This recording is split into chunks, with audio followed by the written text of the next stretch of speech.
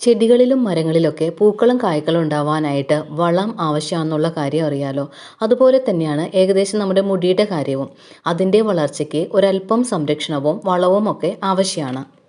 ഒന്നാമതായി നല്ല പോലെ വെള്ളം കുടിക്കുക എന്നുള്ളതാണ്. രണ്ടാമതായി നമ്മുടെ ഭക്ഷണത്തിൽ ഇലക്കറികളും പച്ചക്കറികളും പഴവർഗ്ഗങ്ങളും ഉൾപ്പെടുത്തുക എന്നുള്ള കാര്യമാണ്.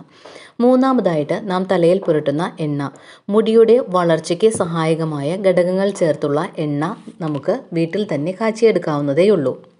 അതിനായി ചെമ്പരത്തിപ്പൂവ്, ചെമ്പരത്തിയില, കറ്റാർ വാഴ, തുളസി, ആര്യവേപ്പ്, കറിവേപ്പില, ചുവന്നുള്ളി, കരിഞ്ജീരകം എന്നിവ നമുക്ക് ഉപയോഗിക്കാവുന്നതാണ്.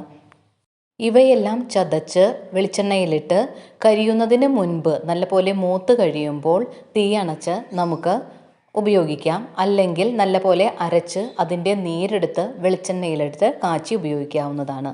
ഇതുപോലെ നിങ്ങളും ചെയ്തു നോക്കണേ.